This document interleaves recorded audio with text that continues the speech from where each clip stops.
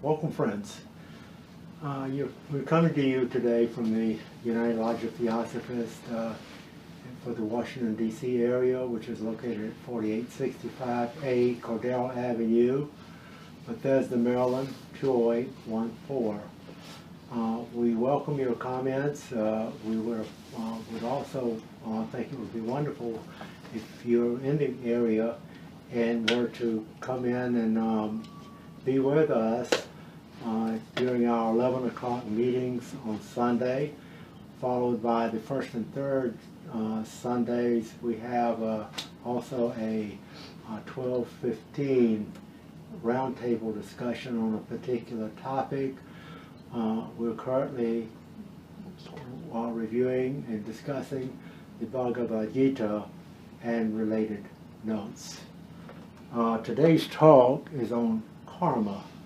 It's a key doctrine of Theosophy, along with this twin doctrine, reincarnation, very closely associated with cycles, which was the topic of a talk that we had a week or two ago. Actually, it was last week. So these tie together very closely. And next week's talk is on dreams, next Sunday at 11 o'clock.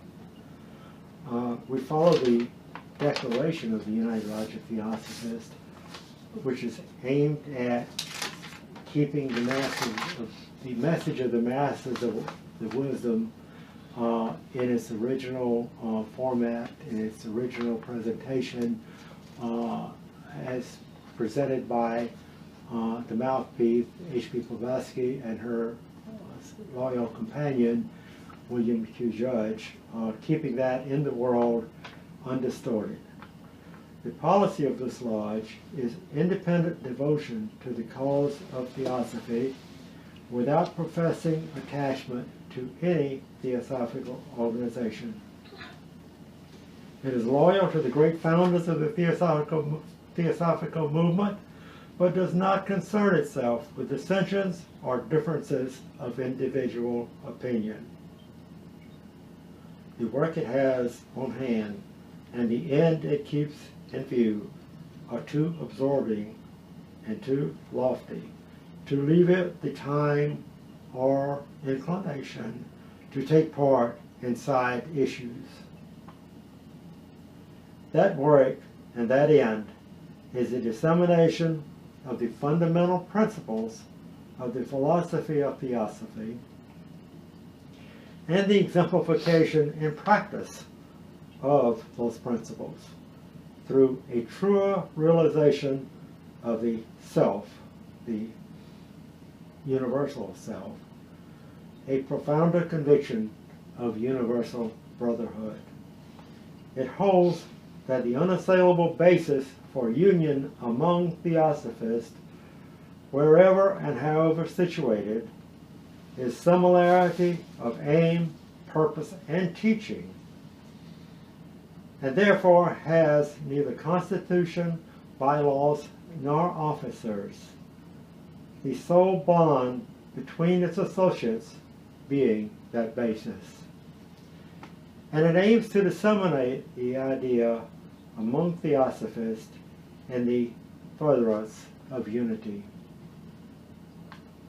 It regards as Theosophists all who are engaged in the true service of humanity without distinction of race, creed, sex, condition, or organization, and it welcomes to its association all those who are in accord with its declared purposes and who desire to fit themselves by study and otherwise to be the better able to help and teach others. The true Theosophist belongs to no cult or sect, yet belongs to each and all.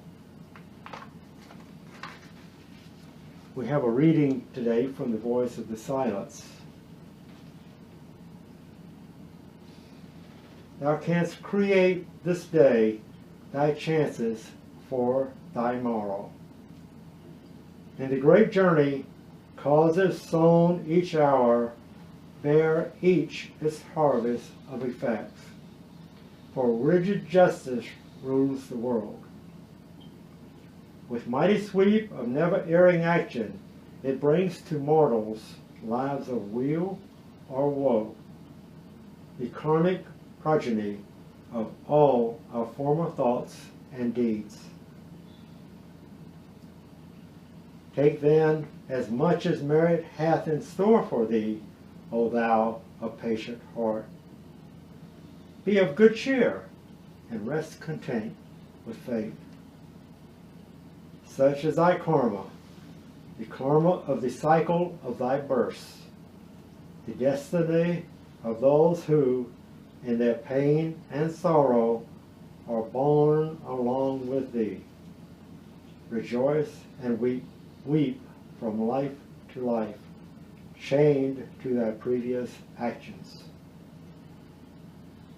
Act now for them today, and they will act for thee tomorrow. 'Tis from the bud of renunciation of the self that springeth the sweet fruit of final liberation. To perish doomed is he who, out of fear of Mara, refrains from helping man, lest he should act for self. The pilgrim who would cool his weary limbs in running waters, yet dares not plunge for terror of the stream, risks to succumb from heat. Inaction based on selfish fear can bear but evil fruit. The selfish devotee lives to no purpose. The man who does not go through his appointed work in life has lived in vain. Follow the wheel of life. Follow the wheel of duty to race and kin, to friend and foe, and close thy mind to pleasure as to pain. Exhaust the law of karmic retribution. Gain cities for thy future birth. If sun thou canst not be, then be the humble planet.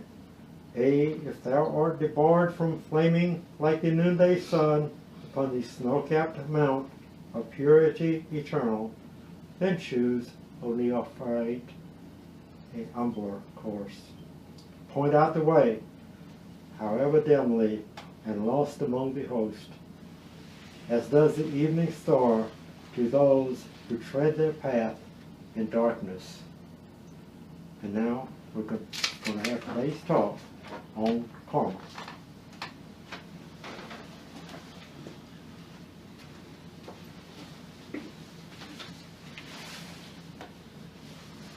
Hello and welcome, friends. Today's talk is on karma. From the Ocean of Theosophy by William Quinn Judge. Karma is an unfamiliar word for Western ears. It is the name adopted by Theosophists of the 19th century for one of the most important of the laws of nature. Ceaseless in its operation, it bears alike upon planets, systems of planets, races, nations, families, and individuals. It is the twin doctrine to reincarnation. So inextricably and interlaced are these two laws that it is almost impossible to properly consider one part from the other. No spot or being in the universe is exempt from the operation of karma, but all are under its sway. Punished for error by it, yet beneficently led on through discipline, rest, and reward to the distant heights of perfection. It is a law so comprehensive in its sweep, embracing at once our physical and our moral being, that it is only by paraphrase and copious explanation can one convey its meaning in English. For that reason, the Sanskrit term karma was adopted to designate it.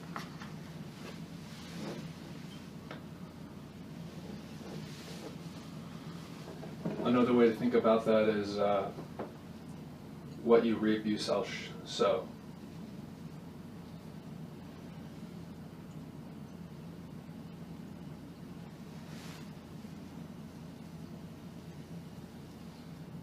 There is no karma unless there is a being to make it or feel its effects. Karma is the adjustments of effects flowing from causes, during which the being upon whom and through whom that adjustment is affected and experiences pain or pleasure. Karma is an undeviating and unerring tendency in the universe to restore equilibrium, and it operates incessantly. Studies in the Secret Doctrine, The Law of Karma, April 1925. The universe of law is accepted as a basic truth by all. The most superstitious slave of priestcraft, the believer in chance, coincidence, the psychological moment, fatalism, and also the most abject materialist reared by modern science, all avow that the universe, physical, moral, mental, is and must be governed by law. Law, however, assumes the aspect of a whimsical and mysterious personal God with some. With others, is locked up in the power of thought, exerted by human free will, is the code of the partly discovered and partly to be discovered facts of modern exact science, with a third class. The truth that the infallible laws of materialistic science break down in conflict with moral problems does not disturb the upholders of those laws. On the other hand, the advance of knowledge, which has overthrown the revealed will of God, makes little difference to the blind believer in the non-existent Almighty. That all humanity feels the presence of an unfailing power which works incessantly and unmistakably, producing results, is in itself the evidence that the universe is governed by law. Further, in the material world, cause and effect have been related so often and with such unfailing resultants that instinctive human belief has taken a more substantial form and has become an intellectual belief with many. The nefarious influence of exoteric creeds and religions is so great that in spite of that intellectual perception, men and women fail to apply its lessons when confronted with moral problems and perplexities. For example, the intelligent person who utilizes the knowledge of medicine to cure a bodily ailment will forget that every cause is related to its effect, and pray to the mysterious God who, in his infinite wisdom, called home through the gateway of death the ailing friend or relative.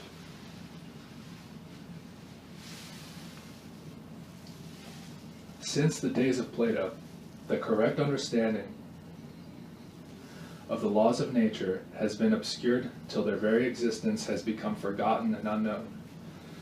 The tyranny of the Church drove men to unbelief, and modern science gradually uncovered the fact that the laws of nature are infallible, while the gods of the temples, the churches, and the mosques are fragile and breakable idols. It was, however, left to Theosophy to proclaim the interdependence of the worlds of spirit and matter, to assign to the soul its proper place, from which both religion and science had dethroned it, and to give to the body its right position in the scheme of things, the lowest, most shadowy and transient of coverings, in which the immortal soul of man is sheathed, but which can be transformed into a veritable temple of God, who has reached the statue of perfection. Through the channel of the greatest theosophist of the modern age was once again the message given. It suffices to ask these pretended agents of the three gods of the Trinity how they reconcile it with the most rudimental notions of equity. That if the power to pardon sinners for sinning has been given them, they did not also receive the ability by miracle to obliterate the wrongs done against person or property.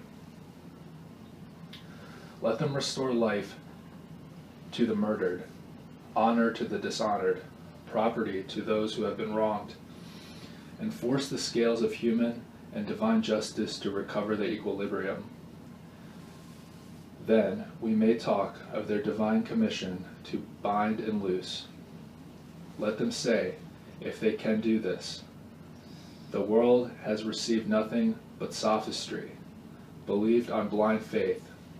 We ask palpable, tangible evidence for their God's justice and mercy. But all are silent, no answer, no reply. And still, the inexorable, unerring law of compensation proceeds on its unswerving path. If we but watch its progress, we will find that it ignores all creeds, shows no preferences, but its sunlight and its thunderbolts fall alike on heathen and Christian.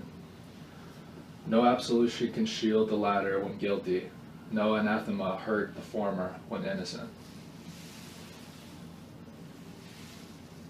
Away from such an insulting conception of divine justice as that preached by priests of their own authority, it is fit only for cowards and criminals.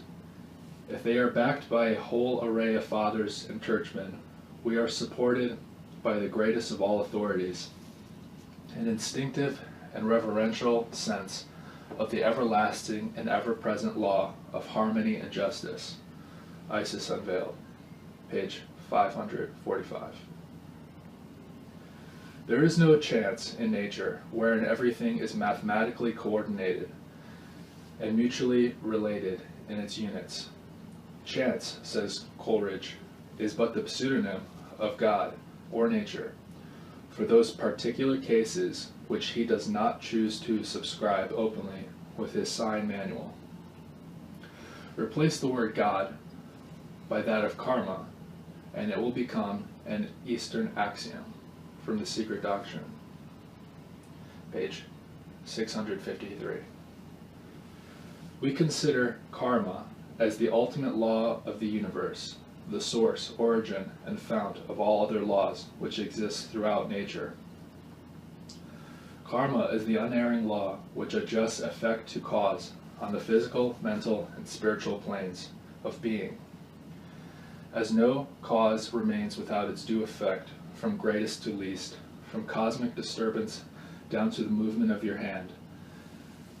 And as like produces like, karma is that unseen and unknown law which adjusts wisely, intelligently, and equitably, each effect to its cause, tracing the latter back to its producer. Through itself unknowable, its action is perceivable. The Key to Theosophy, page 158. Learn that no efforts, not the smallest, whether in right or wrong direction, can vanish from the world of causes. Even wasted smoke remains not traceless. A harsh word uttered in past lives is not destroyed, but ever comes again. The Voice of the Silence, page 35. Man is a triple being. He is the energizing spiritual monad, plus the guiding intelligence, manas, plus the gyrations of matter, karma.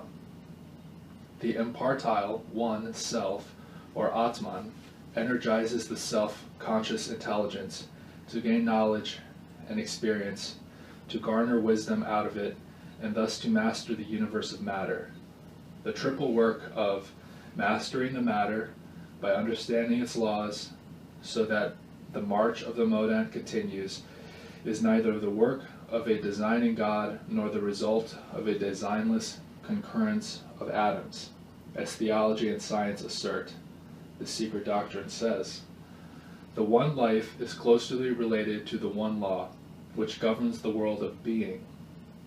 Karma, exoterically, this is simply and literally action, or rather, an effect-producing cause. Esoterically, it is quite a different thing in its far-fetching moral effects. It is the unerring law of retribution.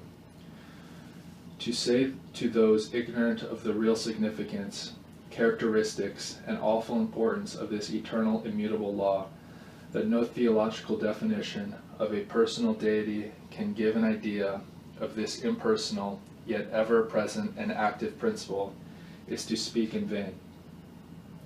Nor can it be called providence, for providence, with the theists, the Christian Protestants at any rate, rejoices in a personal male gender, while with the Roman Catholics it is a female potency. Divine providence tempers his blessings to secure their best effects, Wogan tells us. Indeed, he tempers them with karma, a sexless principle does not. This law, whether conscious or unconscious, predestines nothing and no one. It exists from the eternity, truly, for it is eternity itself. And as such, since no act can be co-equal with eternity, it cannot be said to act, for it is action itself. Karma creates nothing, nor does it design. It is man who plans and creates causes, and karmic law adjusts and affects, which adjustment is not an act, but universal harmony, tending ever to resume its original position. Karma is an absolute and eternal law in the world of manifestation, and as there can only be one absolute, as one eternal ever-present cause, believers in karma cannot be regarded as atheists or materialists, still less as fatalists. For karma is one of the unknowable, out of which it is an aspect in its effects in the phenomenal world. Karma is action from the standpoint of the metaphysician, as well as that of the student of occultism and esotericism. That action is devoid of any personality. Karma gives birth to beings, but its movement is sui generis, and it is above its creatures. Its intelligence is like that of a river. Its waters find their own levels, make their own channels, and however weary their journey, they find surely to their destiny. Its justice knows no wrath nor pardon, and it is exhaustless in nature, says the secret doctrine. Karma is a mysterious law, and no respecter of persons. Karma is the perpetual motion of the absolute, and its character is dual cause and effect. Spirit, matter, the primordial pair in the manifestation of the one life. There is no such thing as a causeless effect. There is no effect which does not become, in its turn, a cause.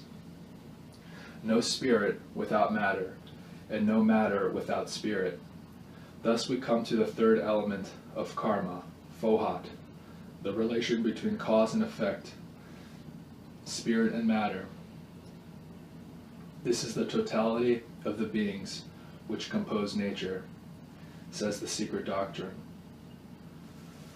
The whole order of nature evinces a progressive march towards a higher life.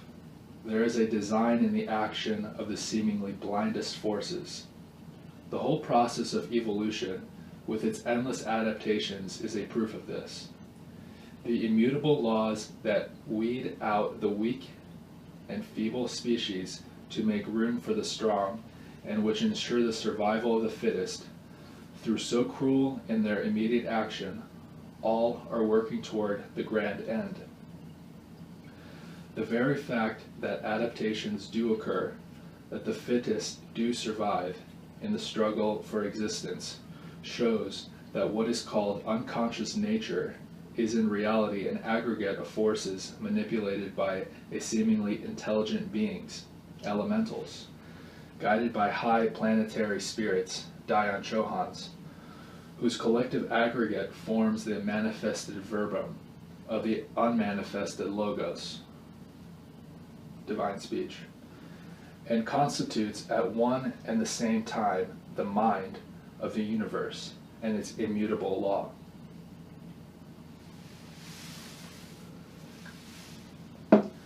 The great breath in which the triune differentiation lies concealed in latency is the law of attraction and repulsion, of cause-effect.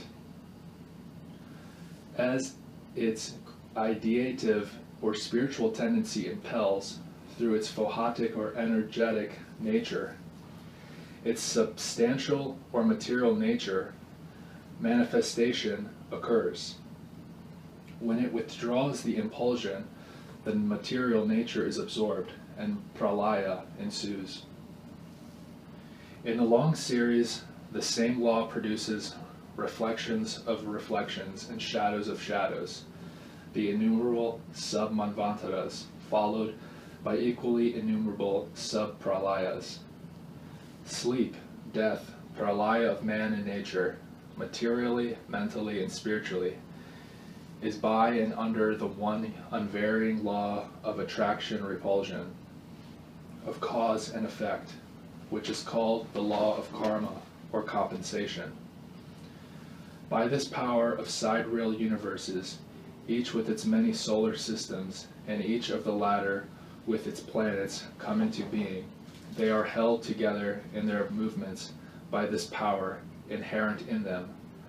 This same power will, in process of time and motion, bring them back to a higher homogeneity. The kingdoms of nature on earth are formed by this law, the triple nature of the one life, elementals and elements, vegetables and minerals, and ultimately man with his unique opportunity and possibility. Thus, monads or atma buddhis of varied degrees of unfoldment gain for themselves the power of an independent conscious existence. Having passed through every elemental form, each has acquired individuality, the root seed or germ of self-consciousness, which sprouts, grows, and evolves into the state of conditioned or self-consciousness. This is the axial point in the evolution, the arrival at the human stage. It is the sphere, or final evolutionary adjustment, the world of karmic scales, the hall of justice, where the balance is struck, which determines the future course of the monad during the remainder of its incarnations in the cycle. Evolution is an eternal cycle of becoming, we are taught, and nature never leaves an atom unused. Moreover, from the beginning of the round, all in nature tend to become man. All the impulses of the dual, centripetal, and centrifugal force are directed towards one point, man. This individual or entity in whom the germ of self-consciousness was unfolding is a good rupa, which could stand, walk, run, recline, and fly. Yet it is still but a chaya, a shadow with no sense, says the stanza. It has already been stated that to become a self-conscious spirit, the latter must pass through every cycle of being, culminating in its highest point on earth in man. Spirit per se is an unconscious negation, abstraction. Its purity is inherent, not acquired by merit. Hence, it is already shown to become the highest dhyani chohan, necessary for each ego to attain full self-consciousness as a human, as a conscious human being, which is synthesized for us in man. The process, which is so graphically described by Mr. Judge as the lighting of the manas, follows the secret doctrine repeatedly, speaks of the gift of the rebels, of fallen angels, the Luciferian host. These mind-born sons of Brahma project their radiant shadow or spark and give birth to the future inner man, who is described as the conscious entity. This radiance projected later on becomes the human higher self, owing to the personal exertion of the individual. The conscious entity, occultism says, comes from, in many cases is, the very entire essence of the high intelligences condemned by the undeviating law of karma, evolution, and reincarnation. Rudimentary man becomes the perfect man when, with the development of spiritual fire, he acquires from his inner self or instructor the wisdom of self-consciousness, which he does not possess in the beginning. Thus the law of karma, or action, comes into a new phase in its operation. Its blind intelligence adjusts to the disturbed equilibrium in the kingdoms other than human. The relation between cause and effect is neither accidental nor the result of deliberate conscious planning, but, so to speak, happens. In what happens, however, there is not an error or a mistake, nor any miscarriage of any kind whatever, for the Phohotic will works without the aid of reasoning intelligences. Hence, there is no moral evil in non-human kingdoms. There is no devil, no evil outside mankind to produce a devil. Evil is a necessity in and one of the supporters of the manifested universe. It is a necessity for progress and evolution, as night is necessary for the production of day, and death for that of life, that man may live forever. If man perceives evil, cruelty, and wastage, in short, nature, red in tooth and claw, it is because man is ignorant of the Phohotic aspect of the one life. Human mind views the activity of consciousness in other forms in terms of its own powers and knowledge, imposes its own limitations and also its modes and processes on other grades of conscious life. The emancipated soul of the master, through a definite development of his self-conscious intelligence, does not see the universe as mortals do, who cast their own gigantic shadow on the screen of the universe, and behold it as a glorified reflection of themselves. The Mahatma sees the universe as it is. It is reflected in him. He is it. As an ancient verse has it, he has become the supreme Purusha, who pervades the universe of the moving and the non-moving, and those whose form is a sphere.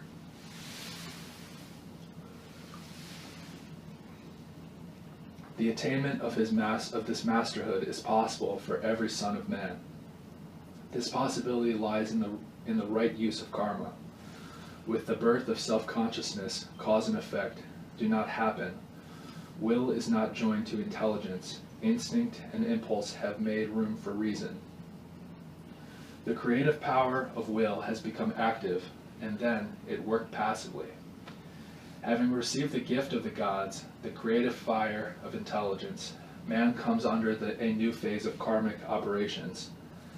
That creative fire has to energize him, to induce him to action or karma. Now man has to find ways and means to devise efforts to move from within. Hence the following. The pivotal doctrine of the esoteric philosophy admits no privileges or special gifts in man, save those won by his own ego through personal effort and merit, throughout a long series of metempsychoses and reincarnations. There is no such privileged beings in the universe, whether in our system or others, in the outer inner worlds, as the angels of the Western religion and the Judean. A Dayan Chohan has to become one. He cannot be born or appear suddenly on the plane of life as a full-blown angel. Gods created as such would evince no personal merit in being gods. Such a class of beings, perfect only by virtue of the special immaculate nature inherent in them, in the face of suffering and struggling humanity, and even of the lower creation, would be the symbol of an eternal injustice, quite satanic in character, ever-present crime. It is an anomaly and an impossibility in nature. There is the martyrdom of self-conscious existence, with which the problem of human evil and human suffering, one the cause, the other the effect, is related. Buddhi, per se, is a passive and latent principle, and only in conjunction with monastic self-consciousness it becomes the higher self in man. To live the religion of responsibility, the one and the only true religion for any man, one has to become convinced of the existence of a personal spiritual entity within the personal physical man. He has to recognize that there are external and internal conditions which affect the determination of his will upon his actions. Further, he must reject fatalism, which implies a blind course of some still blinder power, and perceive the fact that from birth to death he is weaving a thread by thread around himself his own destiny, as a spider does his cobweb. The conscious and willful actor is man. As such, he is at the starting of a new path of evolution. Action, or karma, guided by intelligence and energized by his will, is his special prerogative. The indulgence and use of it begets the sense of duty in him. Dharma, which is the characteristic property of the plane of effects in the non-human kingdom, becomes the sense of duty. When in the progress of evolution, through the performance of duty, man comes to glimpse that self-consciousness means not the consciousness of oneself, but that of the one-self, Dharma assumes for him the still higher phase of yagna, or sacrifice. Performance of one's own duty leads to family dharma, to nation dharma, to race dharma, with their respective virtues of protection, patriotism, humanitarianism, the giving of oneself to others. Thus, the human soul grows. It will be seen that our individual karma affects and is affected by family, nation, and race karma.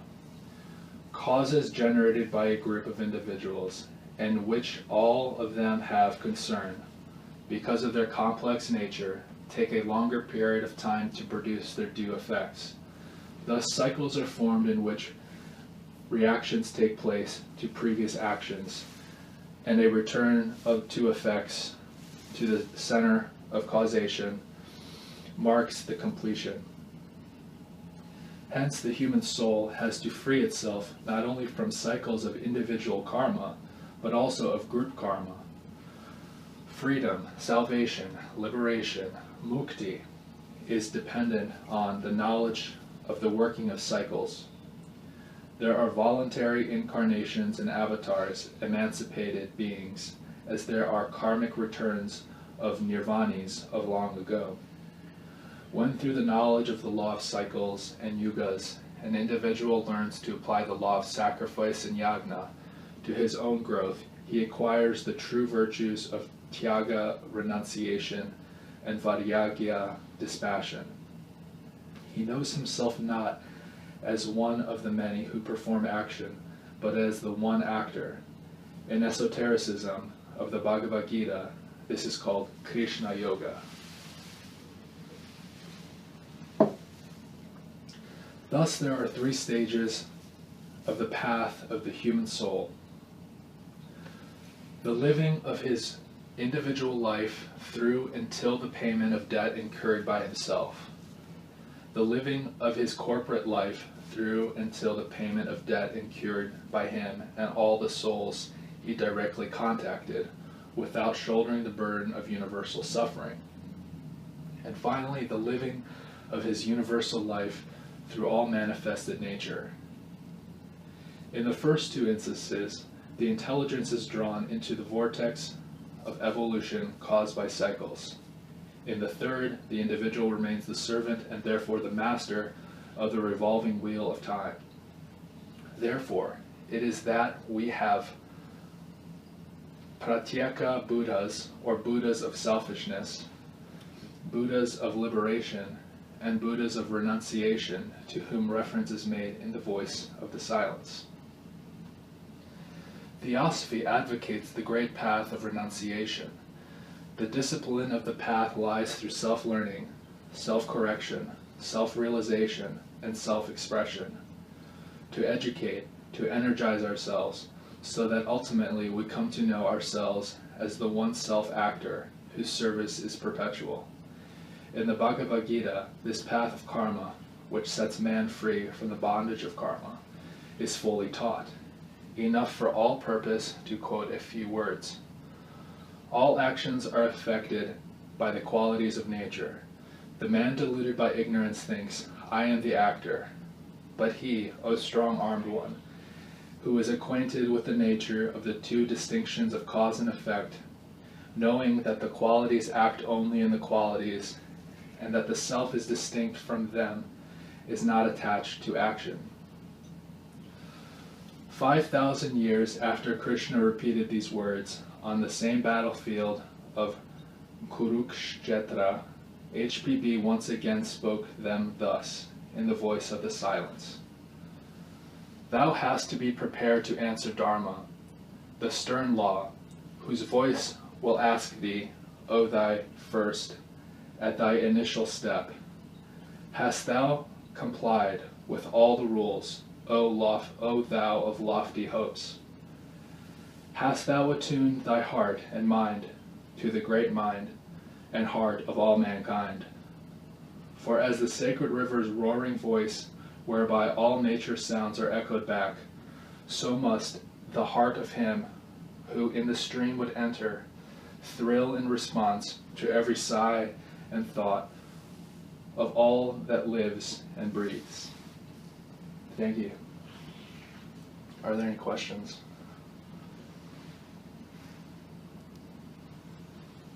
Yes. Thinking of the one life theory, which I was brought up in, this seems impossible. But when we were studying cycles a couple of weeks ago, we were talking about the table in the back of another chapter of Voices of Silence. Millions and billions of years, it just goes on. There's never a beginning, nor is it ever an end. Yes. And with respect to reincarnation and karma I'm viewing as maybe a law of retribution, it was also said, but it's a law of opportunity, if I understand it correctly. Yes. Because you may need training, and you keep getting the opportunity, whether you want it or not, to get that training. And you may not understand why something happened to you, because you have to involve those internal forces you talked about. You could be paying back a debt yeah. for a previous action in a previous lifetime. Right. But I understand karma as a simple metaphor of a pebble being thrown into a pond, and it ripples out. And it's circular. And so we never get away from our karma. We have to constantly be conscious of our actions so that we don't create negative performances in the future. So one would get good at it, like the masters. They still appreciate karma. They are karma-less, if you will, because they know how to act without creating karma, right? Right. So when you renunciate certain possibilities, indulging in the senses, you restrict your action, and therefore you can't be punished for that non-action. And all you have left is good action.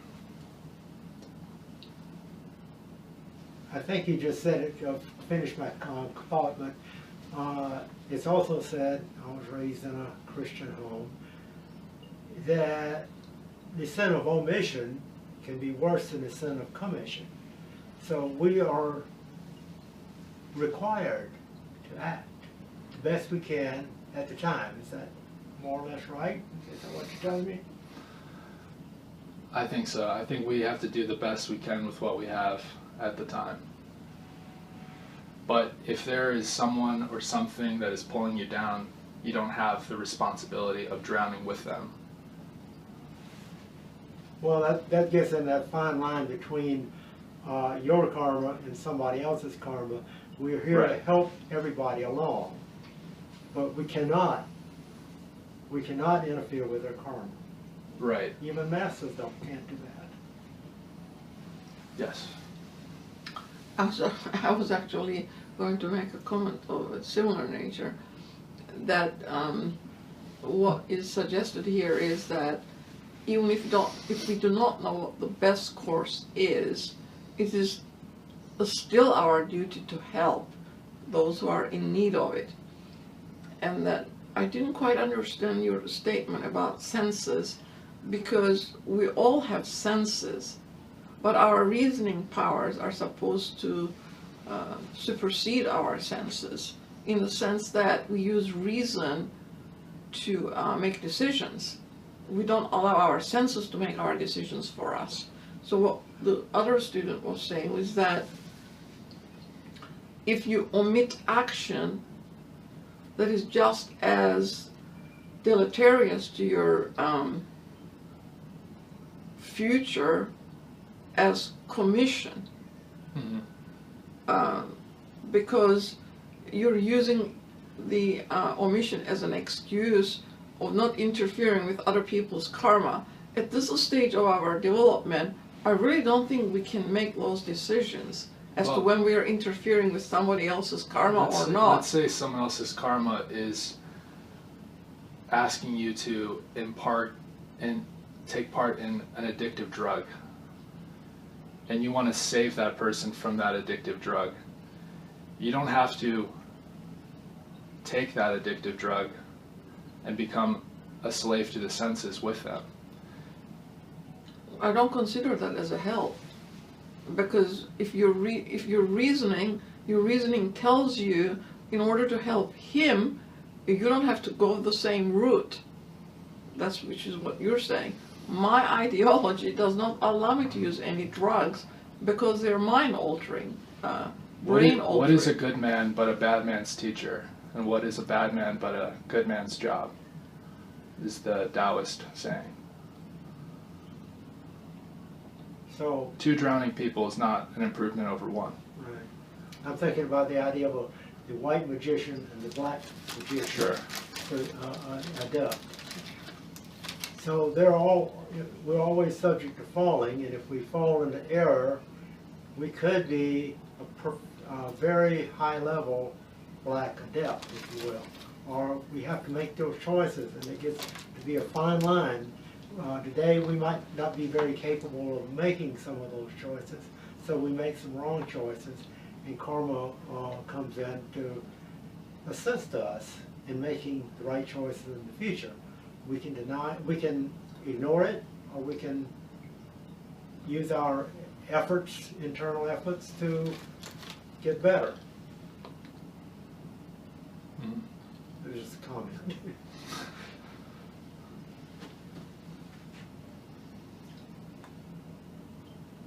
All right. Thank you very much. Well, could I ask, in terms of, so we're not oriented to understand this philosophy until we understand that we are a continuing life. We never were not, nor shall we ever not be, but where we're going to be in 100 years, 1,000 years, 10,000 years depends on how we act every moment. Yes, and you have to realize that everybody else is just as important as you are. Right.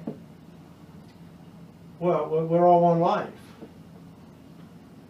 That the Godhead within you is the Godhead within everyone else. Right. And you have to treat others that way. And sometimes that's a cruel way to treat them, because it's a high standard. Exactly. Can you please explain that a little bit more? Yes. Well, if someone else who is just as important as me is a divine individual, but they're not treating themselves as a divine individual, I'm not going to associate myself with them, because they're blind to the fact that they are important. Well, how do you distinguish between not associating yourself with them and doing something that might help them? Because you and that other person are brothers, if you will. I want to help that which is within them that wants the best for them. I am not going to align myself with that within them that wants the worst for them. Gotcha. So this is a not a personality type situation.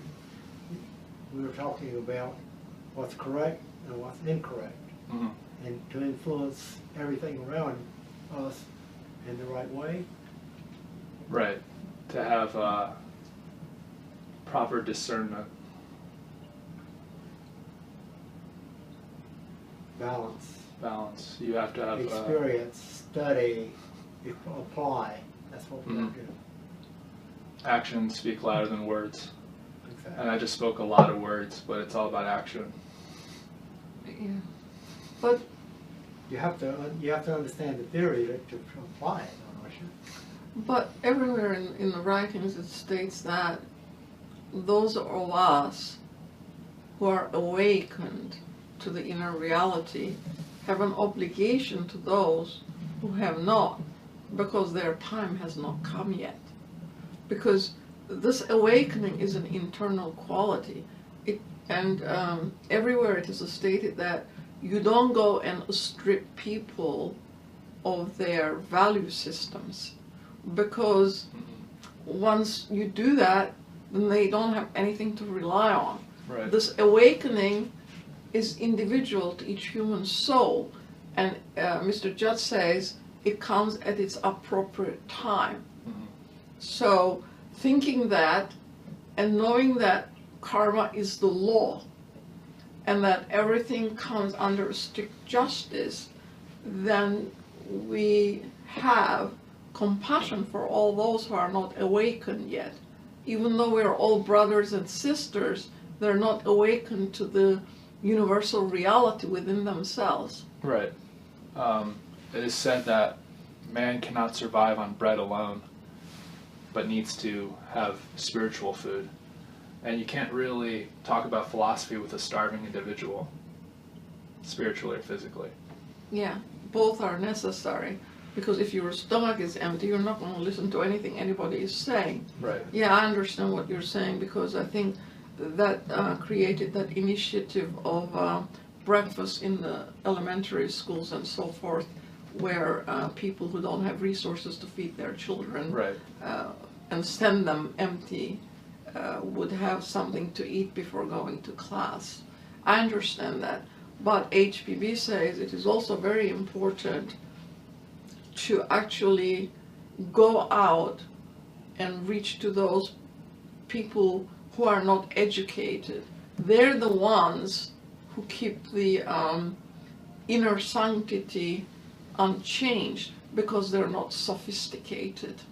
Whereas society, somehow through this frivolous education system that we have adopted, raises individuals who become very sophisticated. Mm-hmm. But that does not mean it gives wisdom or knowledge. Mm-hmm. That dovetails with what I was thinking when you were just saying that.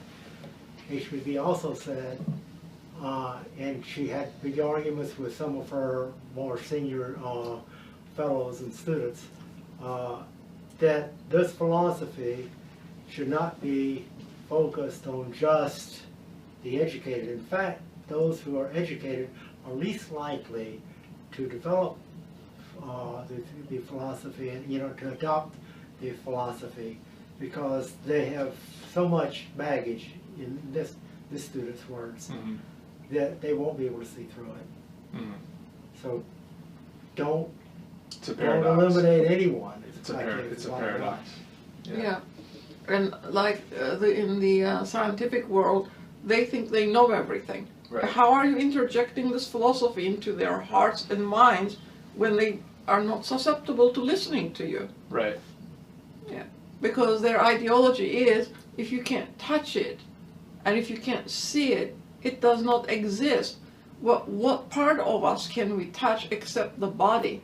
We're not the body. The body is the temple of the soul. But are they saying that we are not souls? It makes absolutely no sense to go in that direction either, because, as you said, the Godhead, whatever it is that you call it, the Logos, or the Kabbalistic Trinity, or the Christian Trinity, however you express it, it's still the same spiritual energy. just giving it a name, a different name, does not change its reality.